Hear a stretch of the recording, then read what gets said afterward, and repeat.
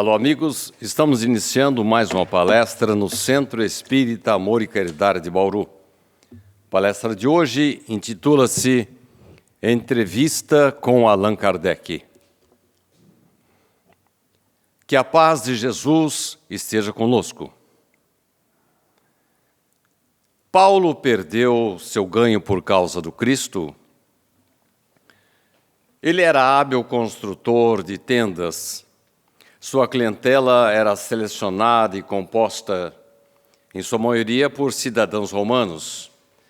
Provavelmente, pela amizade que construiu ao longo do tempo, com vários nobres, vários representantes do Império Romano. Embora fosse judeu, ele tinha a cidadania romana, que poderia transferir aos seus descendentes. Quem havia conseguido essa cidadania havia sido seu pai, com a sua amizade e todo o trabalho que tinha em relação à construção de tendas, como tecelão, enfim, um trabalhador daquela época. O pai de Paulo estava construindo um futuro promissor para o seu filho, Saulo. Iria herdar o seu talento e a continuidade dos seus negócios. Até que aconteceu a aparição na estrada de Damasco, que o transformou num visionário. No seu modo de ver, o filho havia enlouquecido, pois havia colocado tudo a perder para seguir o profeta Galileu. Já notaram, os caros amigos, que estamos falando do pai de Saulo, que depois assumiu o nome de Paulo, Paulo de Tarso, o gigante do Evangelho. Com efeito, a entrada do Cristo na vida de Paulo transformou completamente a sua vida. Ele pertencia antes à elite da sociedade. E Cristo, na sua vida, não foi um bom negócio. Obrigou-o a mudar de classe. E, em vez de empregador e com aquele futuro promissor, tornou-se assalariado na condição de escravo, que mal ganhava para sobreviver. Como veem, caros amigos, aliar-se ao Cristo, tornar-se o maior pregador do Evangelho, espalhar a mensagem do Cristo e a própria figura do Galileu por todo o mundo, não foi um bom negócio para Paulo de Tarso. Ele mesmo admitiu em algumas epístolas que ele havia tido um prejuízo financeiro com a sua dedicação ao Cristo. Mas, por outro lado, destacava o grande ganho, o extraordinário ganho moral e espiritual que ele havia adquirido. Mas por que estamos falando de Saulo, que virou Paulo, e teve, assim, certos prejuízos ao aliar-se ao Cristo? É que esse mesmo mau negócio aconteceu com o professor Rivaio. Da mesma forma que a conversão ao cristianismo foi um mau negócio para Paulo, Allan Kardec abdicou da confortável posição financeira e social de que desfrutava em Paris, com as funções de educador, autor, diretor de escolas, para dedicar-se ao espiritismo. Mesmo tendo assumido outra identidade nos livros que codificou, o respeitado mestre Rivaio confundiu o seu nome com o desbravador do espiritismo, Allan Kardec. Ambos fundiram-se em uma única criatura. A partir de 1855, a vida do mestre de Lyon não se tornou fácil. Pelas portas que lhe foram fechadas, pelas críticas, pelas injúrias, pelas perseguições que passou a sofrer. situações muito semelhantes aos golpes de açoite, às pedradas e às ironias vivenciadas por Paulo, porque ambos se dedicaram de corpo e alma à causa universal do Cristo. Quais foram os sentimentos de Rivaio depois que se tornou Kardec? Se fizermos uma breve análise da vida de Rivaio, perceberemos que ele era um espírito adrede preparado pela espiritualidade. Poderemos notar em várias das suas colocações como mestre, professor, educador, muitas das coisas que ele depois diria nas suas obras codificadas que corporificaram o Espiritismo. Com base nas obras biográficas e textos de Allan Kardec, e também no seu livro Obras Póstumas, e lúcidas interpretações do festejado escritor Hermínio Miranda, nós vamos apresentar agora uma hipotética entrevista com Allan Kardec, o codificador da doutrina espírita.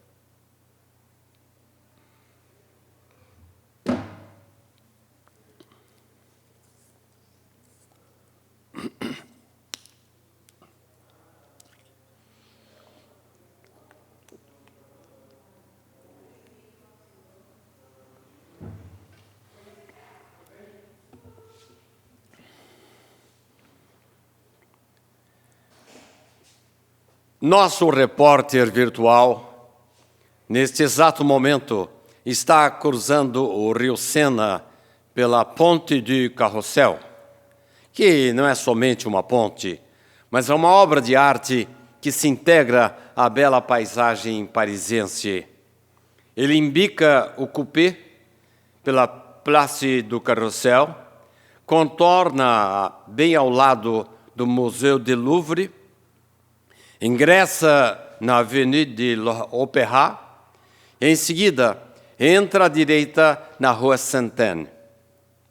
Percorre pouco mais de 1,5 km e estaciona a 2 quadras do final da rua, entre a Rua Rameau e a Rua Cherubini, bem em frente à Passage Sainte-Anne, que dá acesso às escadarias do prédio onde mora Monsieur Allan Kardec. O que aconteceu no início da entrevista desse nosso repórter virtual com Allan Kardec? Cordato, muito sério, o codificador recebeu o repórter com a cortesia que sempre o caracterizou, tomando a iniciativa da conversa diante de uma inusitada mudez. O repórter, diante daquela grandiosa figura de tamanha significância, ficou mudo.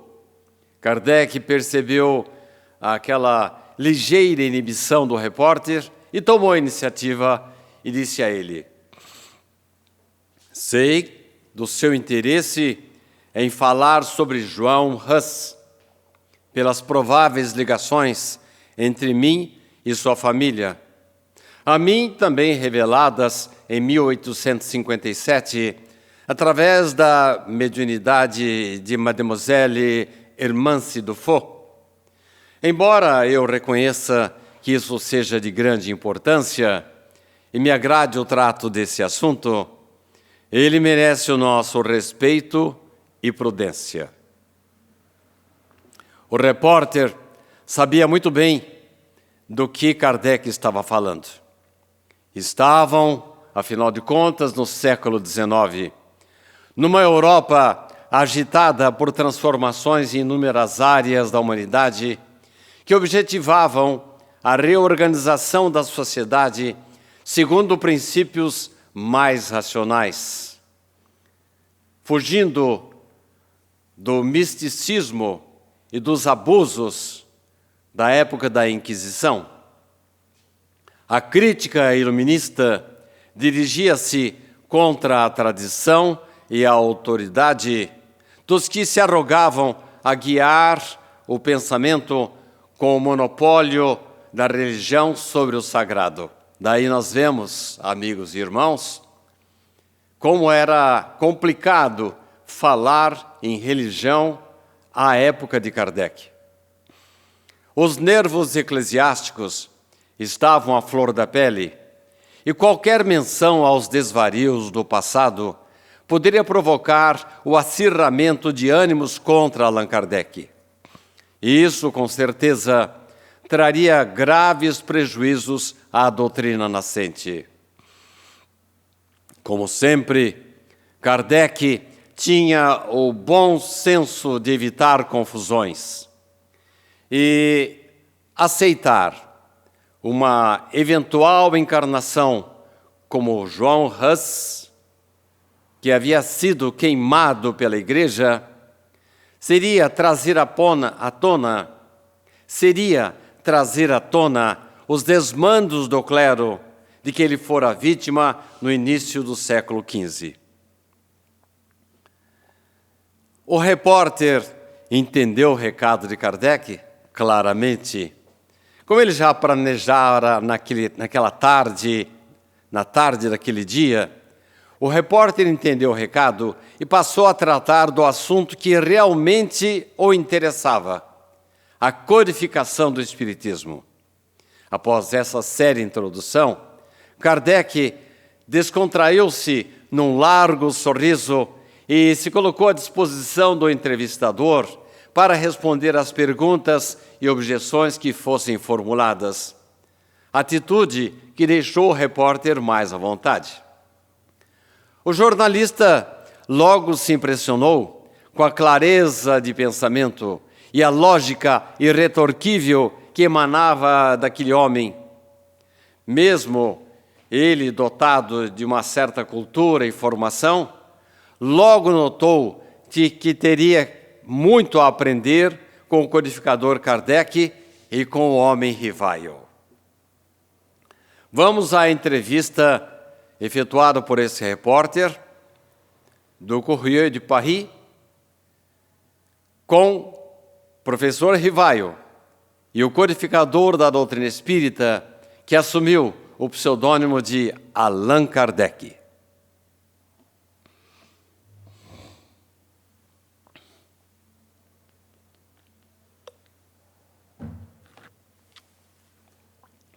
Senhor Allan Kardec, começou o repórter, estamos no ano de 1860.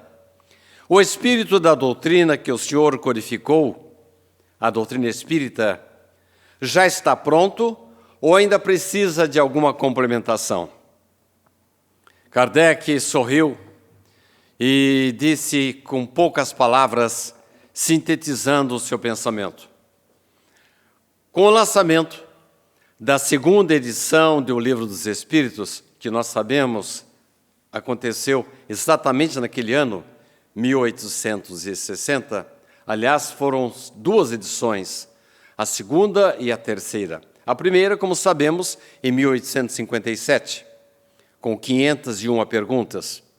E a segunda, a partir da segunda, com 1018 questões, em 1860. Com o lançamento da segunda edição do Livro dos Espíritos, consideramos que os alicerces principais da grande obra dos Espíritos foram fincados. A partir do próximo ano, 1861, teremos uma criteriosa expansão filosófica e a consolidação de aspectos experimentais e científicos. Naturalmente, Kardec estava se referindo ao lançamento no ano seguinte, 1861, de O Livro dos Médiuns. E não somente em relação a isso, mas também a repercussão que a doutrina espírita passaria a ter junto de cientistas, filósofos do mundo inteiro, aceitando aquelas palavras, aqueles textos, como algo deveras muito importante. E quanto à estrutura ética, Evidentemente, o repórter estava se referindo à possibilidade de Kardec sair da parte filosófica do Livro dos Espíritos e passar a abordar também a parte religiosa. Mas, como nós sabemos, Kardec foi cuidadoso. Dada a certa ojeriza e repulsa da sociedade da época em relação à palavra religião, por causa dos ranços recebidos da época inquisitorial, Kardec lançou em 1857 o Livro dos Espíritos, a segunda edição em 1860, a terceira edição em 1860, falando, durante esse tempo, apenas da filosofia espírita. Em 1861, lançaria a parte experimental da doutrina, o Livro dos Médiuns.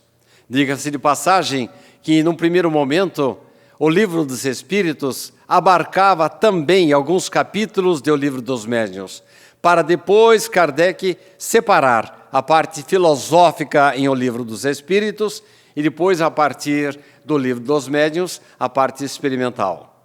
Mas o repórter queria saber de Kardec quando é que ele ia tratar da religião. Havia uma religião? Nós podemos saber muito bem, caros irmãos, conforme nos alerta Hermínio Miranda, o professor Hermínio Miranda, que ele não tinha necessidade de criar uma nova religião. A religião estava pronta. Era a religião do Cristo, era o cristianismo. Mas vamos nos ater agora à pergunta e à resposta sobre esse aspecto ético. E quanto à estrutura ética, Sr. Allan Kardec, não é nossa preocupação neste momento, ela virá a seu tempo, evitando-se ao máximo os atritos e controvérsias, buscando-se apenas os ensinamentos morais do Evangelho. E se nós manusearmos o Evangelho segundo o Espiritismo, lançado em 1864, nós vamos encontrar ali apenas a parte moral do Cristo. Outras passagens que poderiam ensejar alguma discórdia, alguma controvérsia, Kardec deixou de lado. E o mais importante, ele trouxe a mensagem do Cristo, dando ênfase ao Sermão da Montanha. Kardec, cuidadoso, pisava em ovos para que a doutrina tivesse condições de aceitabilidade à época do século XIX. Comenta-se nos bastidores do nosso jornal Courrier de Paris que a doutrina espírita estará exposta às mais rudes confrontações. O que me diz disso, Sr. Allan Kardec?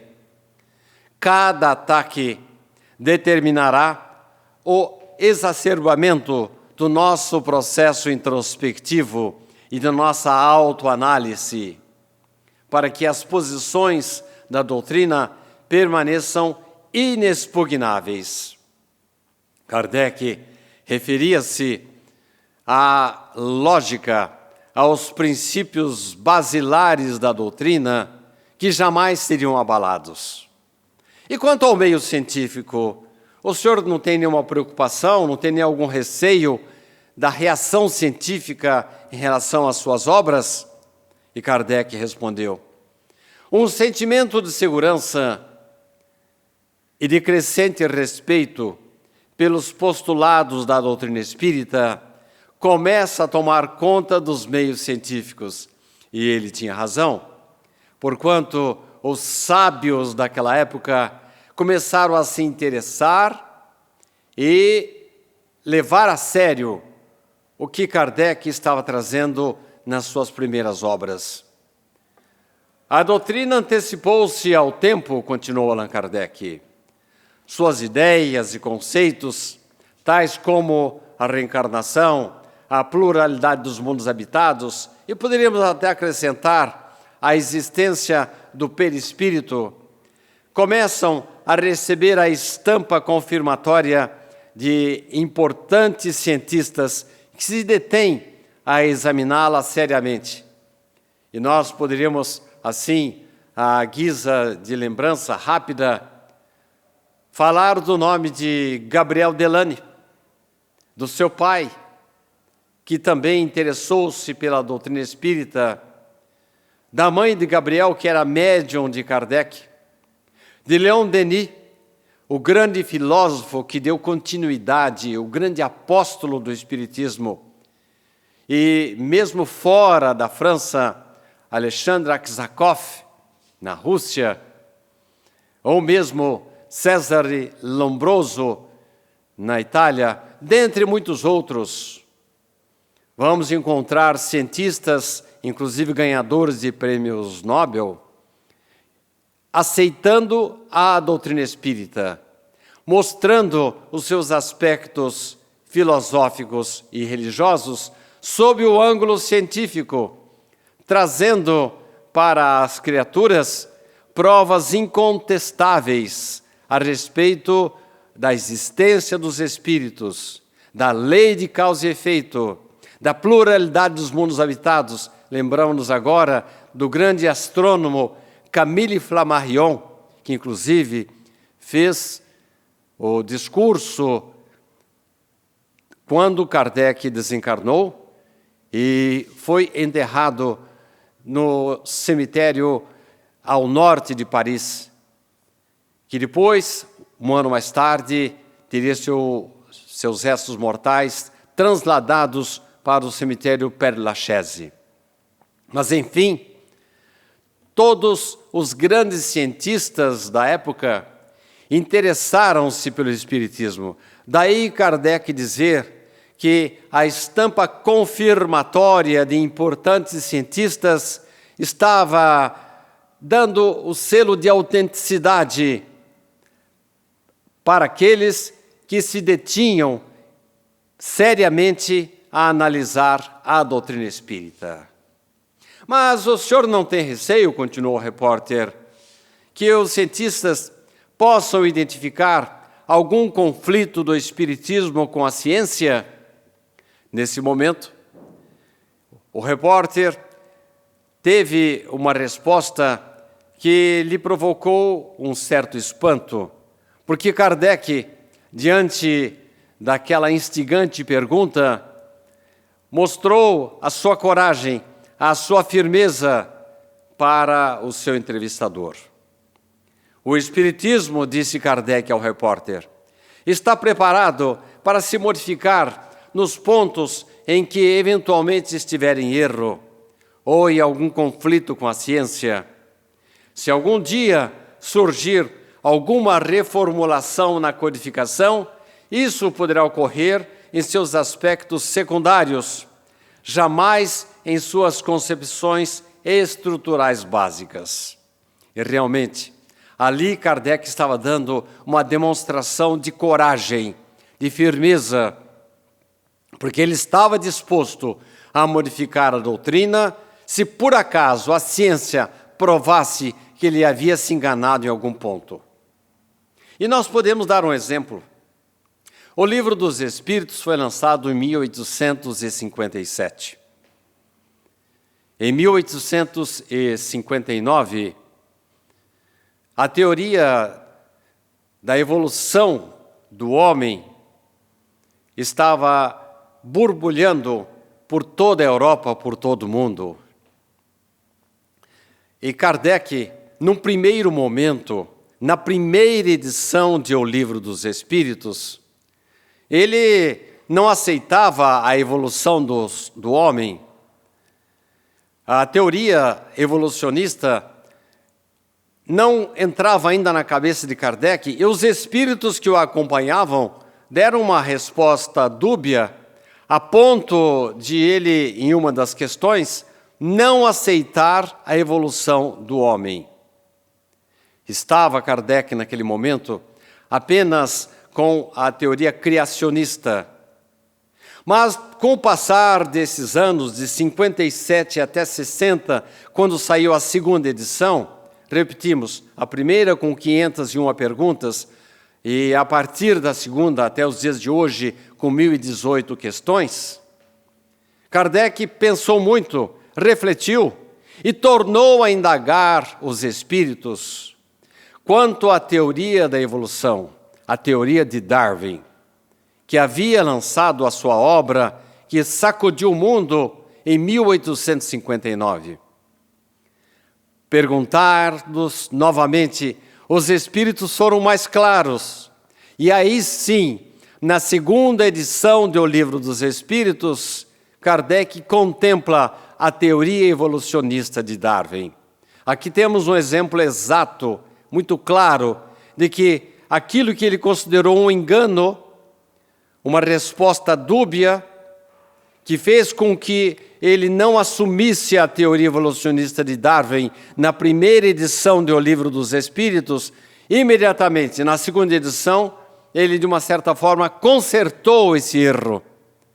A partir daí, assumindo a teoria evolucionista de Darwin para os corpos físicos e, mais tarde, assumindo a teoria da evolução do espírito, esta depois corroborada pelas obras de André Luiz e de Emmanuel.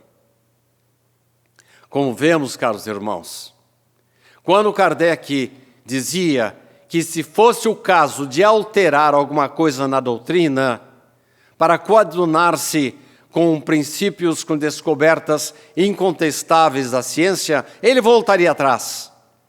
Eu, particularmente, entendo que a resposta dúbia foi dos espíritos e não de Kardec. Mas com o passar daqueles 3 anos, 57, 58, 59, 60, nós encontramos uma outra posição de Kardec.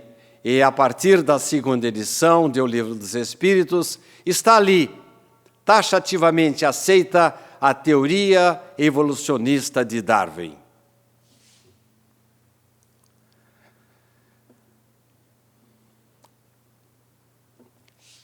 O repórter voltou a perguntar: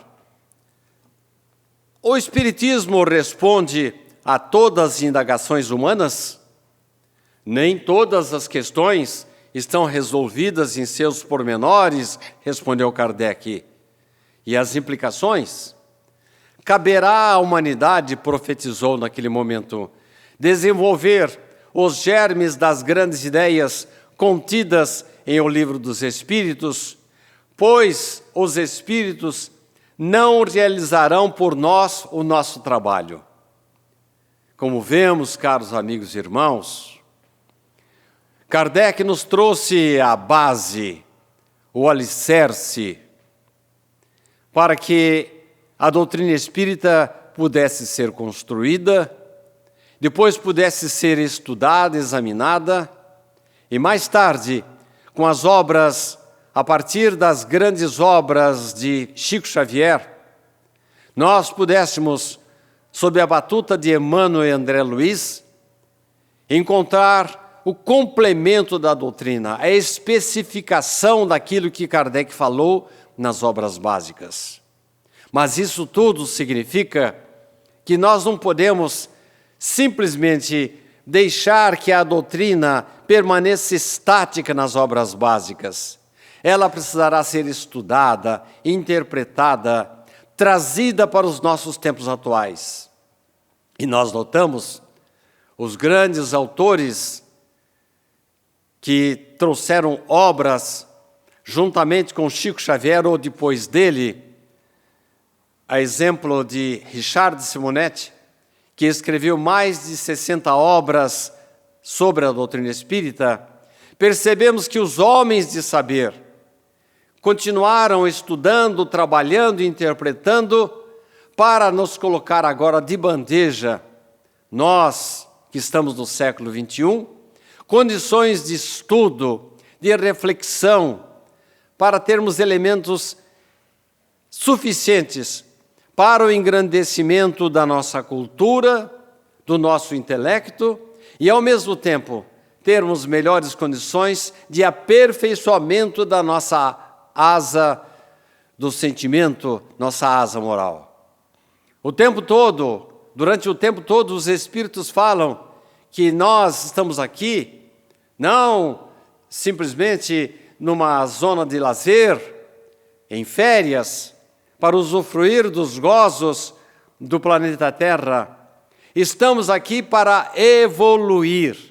Estamos aqui para melhorar o nosso intelecto, a nossa parte intelectual, a nossa cultura, e com ela, com melhores interpretações da vida, tanto sob o aspecto filosófico, o porquê da vida, com relação à parte religiosa, que é a parte principal, é o cerne da questão que herdamos do Cristo, e também corroborados pela parte experimental, porque os Espíritos, através da mediunidade, nos trouxeram e continuam trazendo orientações, intuições, para que o homem possa melhorar o seu planeta.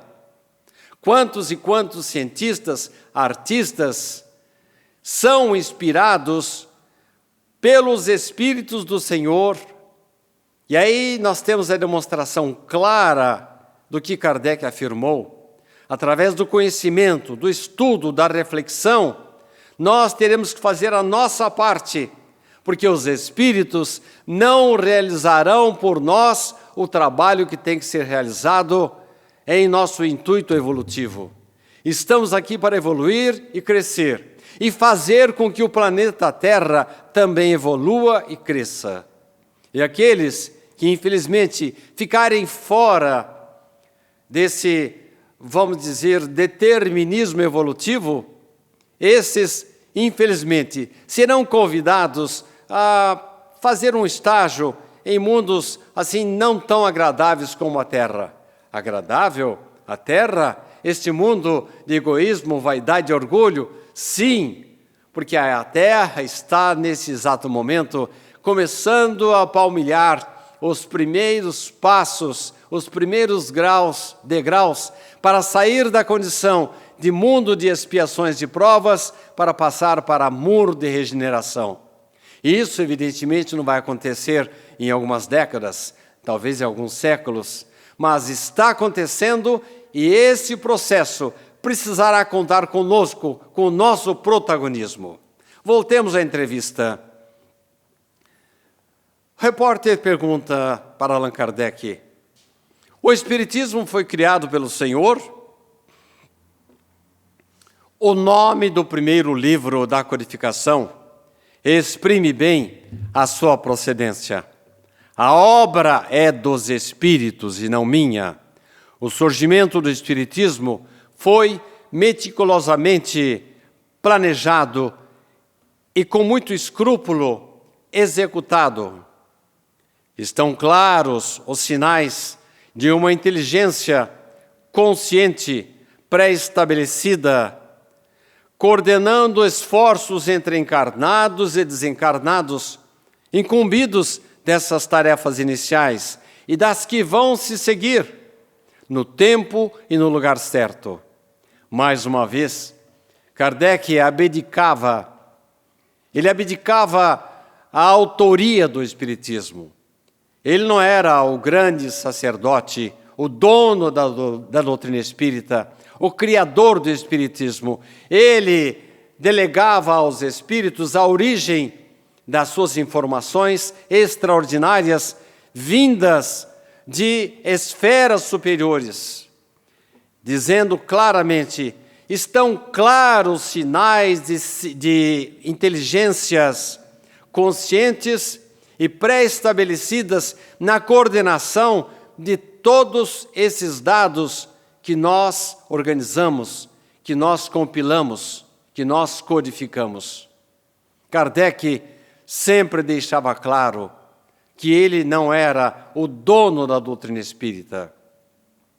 Um detalhe: quando Kardec foi lançar o Livro dos Espíritos,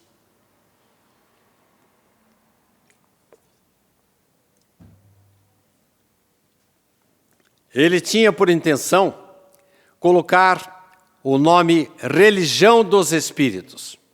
Na última hora, um mentor, um guia, disse para ele: você não acha que deveria pensar no nome mais adequado? Foi daí que surgiu a ideia de mudar o nome para o Livro dos Espíritos, ao invés de Religião dos Espíritos.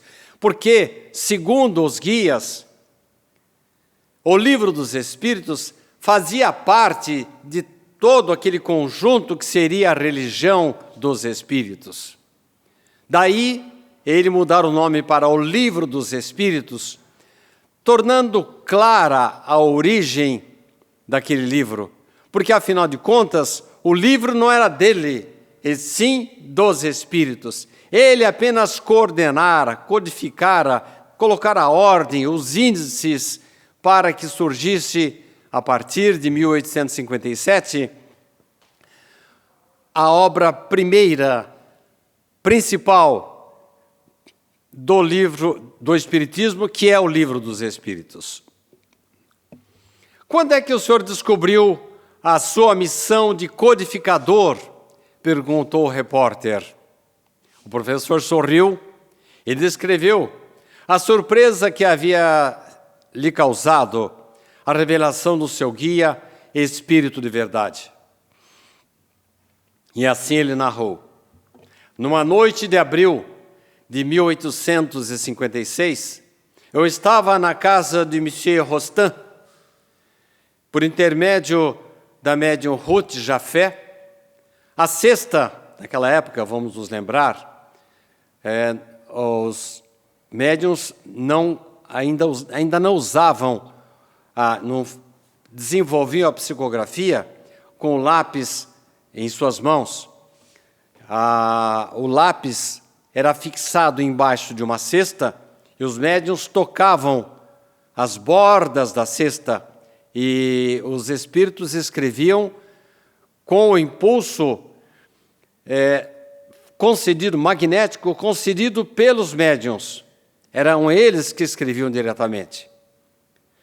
Por isso que ele diz aqui, numa noite de abril de 1856, na casa de Monsieur Rostand, por intermédio da médium Ruth Jafé, a sexta havia me apontado diretamente, causando-me uma certa emoção e estranheza, dando-me conhecimento da seguinte mensagem: quanto a ti, Rivaio, a tua missão aí está, obreiro que reconstrói o que foi demolido.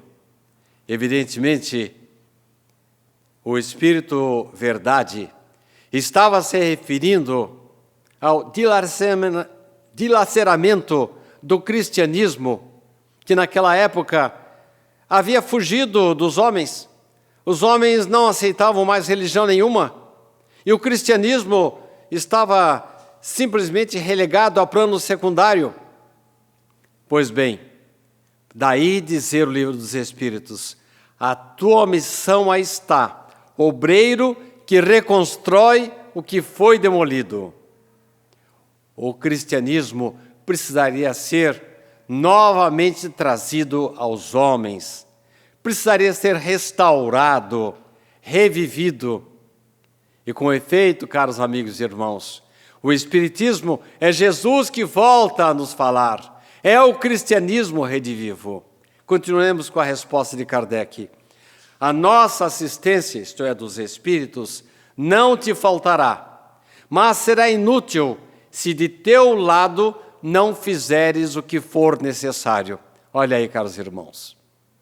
Mais uma vez, os Espíritos colocam nos ombros de Kardec a responsabilidade do seu empenho, das suas horas mal dormidas, da sua persistência, da sua tenacidade, vencendo as temperaturas baixas da França, a falta de elementos maiores, porque na época Kardec não dispunha nem de uma lâmpada elétrica, e muito menos de uma máquina de escrever.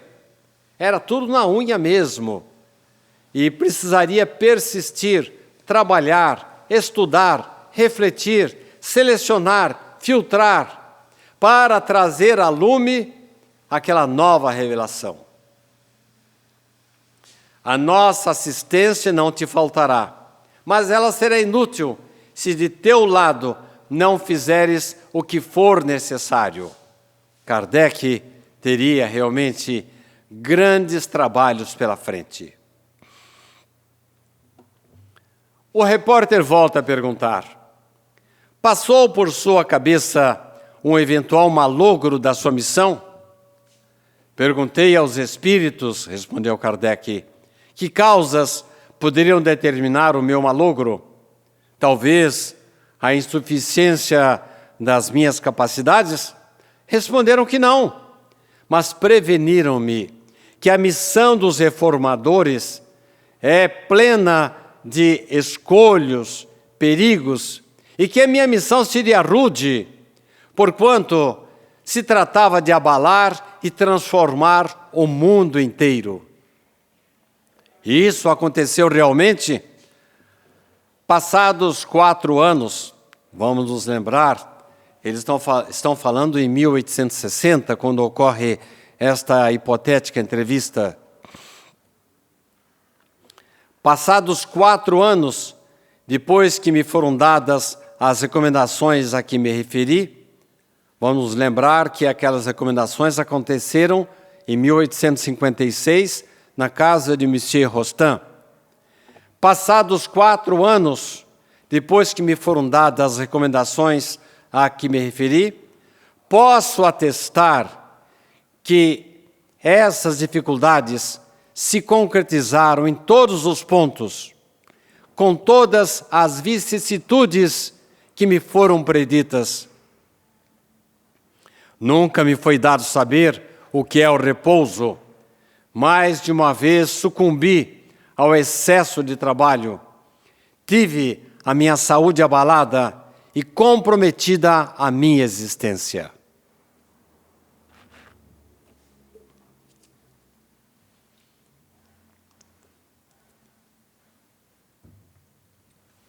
O repórter, depois dessa colocação de Kardec, faz uma pergunta que mereceria cuidado na resposta de Kardec. O senhor chegou a desfalecer graças à proteção e assistência dos bons espíritos, que incessantemente me deram manifestas provas de solicitude. Nunca senti o menor desfalecimento ou desânimo, e prossegui sempre com o mesmo ardor no desempenho da minha tarefa, sem me preocupar com a maldade, de que era objeto. E qualquer pessoa que venha a estudar um pouco a vida de Kardec vai perceber que a sua vida mudou completamente. Teve muitos problemas até de sobrevivência. Passou por dificuldades.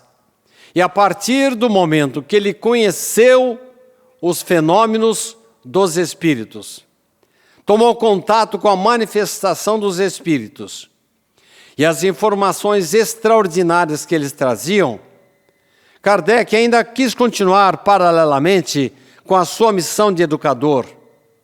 Mas, dali a pouco, o Espiritismo simplesmente absorveu completamente o seu trabalho, a sua dedicação. E ele teve que abrir mão da figura do educador Rivail para tornar-se efetivamente, incorporar a situação do codificador Allan Kardec. Surpreende-me, disse o repórter, senhor Kardec, a sua resistência a todos os embates. A que atribui essa fortaleza? Kardec mais uma vez sorriu para o repórter e respondeu: quando me sobrevinha qualquer decepção, uma contrariedade qualquer, eu me levava pelo pensamento acima da humanidade e me colocava antecipadamente na região dos espíritos.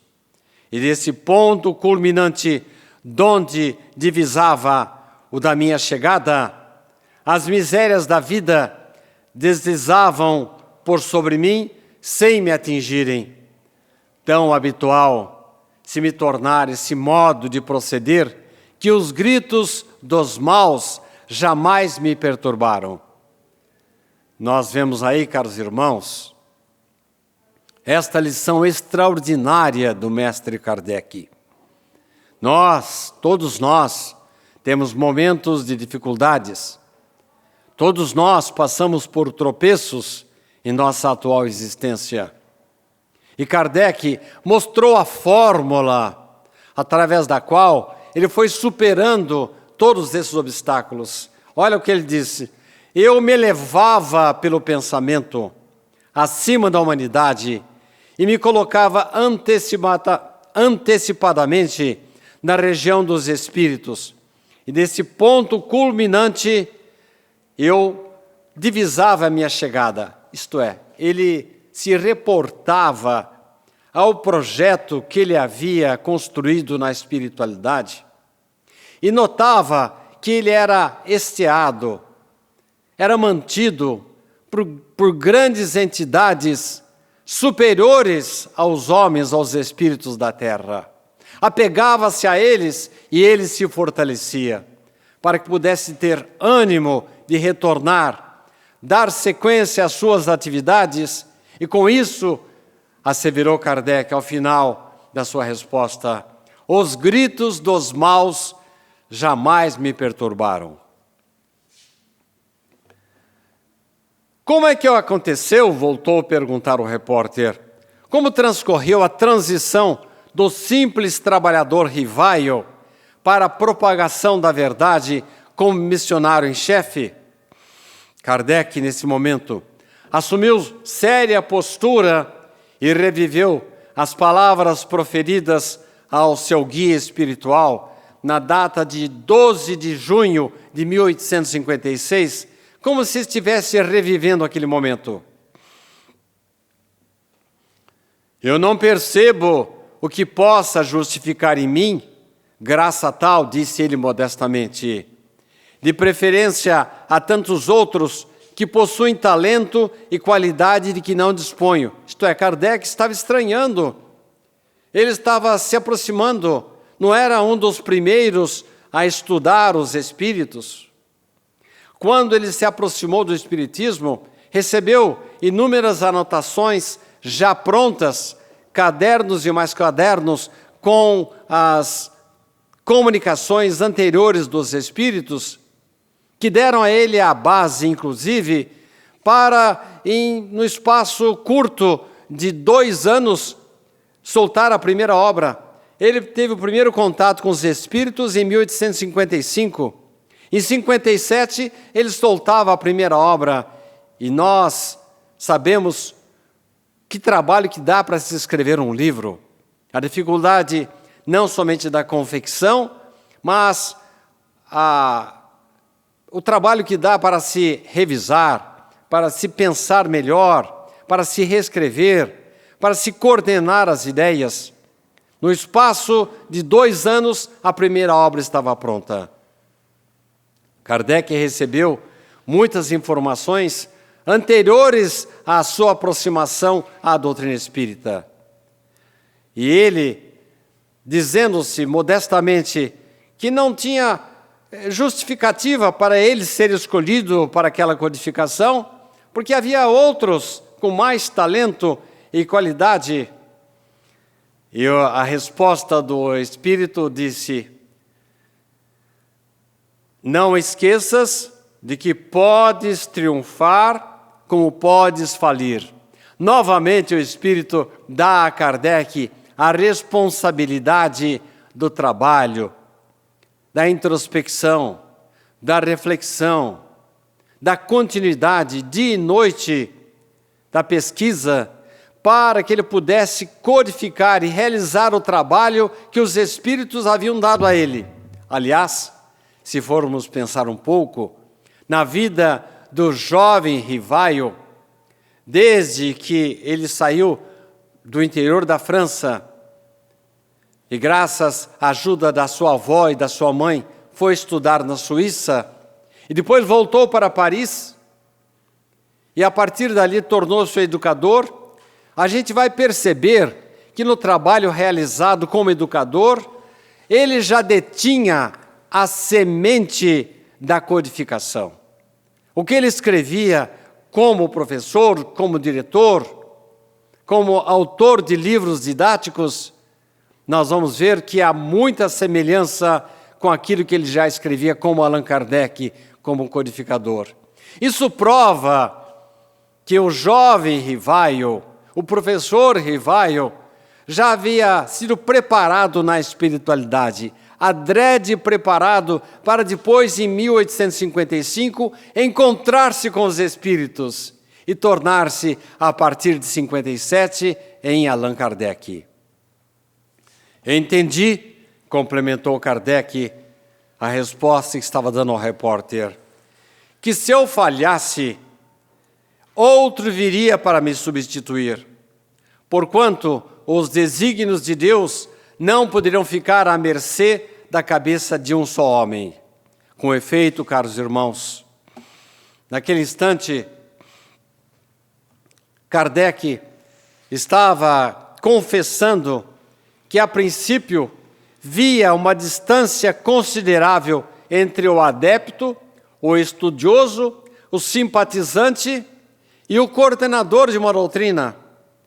A partir do momento que aceitou a tarefa, aceitou a incumbência, partiu dali para bem dela se desincumbir com determinação e coragem.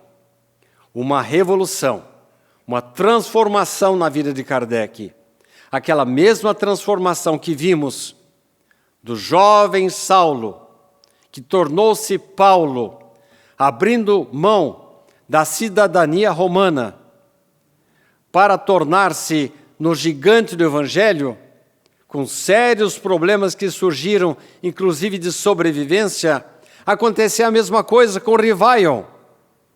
Rivaio tinha várias propriedades, era um homem conceituado, tradutor, respeitado, recebeu inúmeros títulos na França, abriu mão de tudo isso para assumir uma vida difícil, dura, com dificuldades inclusive financeiras, tudo em nome da missão que ele recebeu dos Espíritos, principalmente o Espírito Verdade, para a partir dali criar, codificar, buscar os dados que os Espíritos lhe forneciam para criar uma nova doutrina, para codificar a doutrina espírita. E a partir de agora, senhor Kardec volta a perguntar ao repórter, o que virá pela frente? Continuará dependendo dos espíritos para dar continuidade à sua obra? Kardec percebeu a sagacidade, a inteligência do repórter. A princípio, responde Kardec, procurei resposta às minhas interrogações, com as perguntas e respostas do Livro dos Espíritos. Mas, com o passar do tempo, descobri que estava surgindo um mundo novo, que poderia ser abalado e transformado se o trabalho fosse executado corretamente. Aí o repórter disse algumas palavras que depois foram repetidas pelo professor Hermínio Miranda. Acabou o concerto a quatro mãos e abriu-se espaço para o solista, referindo-se o repórter ao fato de que, enquanto ele perguntava e os espíritos respondiam, era um trabalho de quatro mãos, as duas de Kardec e as dos espíritos. E a partir do livro seguinte, o Livro dos Médiuns e os que se seguiram, foram as reflexões, o trabalho, as lucubrações do próprio Kardec. Claro que sempre orientado, intuído pelos espíritos, mas a partir dali era o codificador que escrevia, com as suas observações, com as suas conclusões, com a sabedoria que foi assimilando no contato com os espíritos. Surpreso com a inteligência e a sagacidade do repórter, que estava visivelmente fascinado com a obra, surpreso com a inteligência e a sagacidade do repórter, que estava visivelmente fascinado com a obra do seu entrevistado e com o gigantesco painel que agora ele se propunha a compor, Kardec sorriu e disse: a sua imagem, meu caro repórter, é bastante próxima da realidade. Sem mesmo perceber, eu já estava elaborando uma nova doutrina. Agora, não mais com o diálogo direto com os espíritos, mas a partir das minhas reflexões e conclusões. Lamentando chegar ao final da entrevista, o repórter fez a última pergunta: existem os chamados espíritos ordenadores?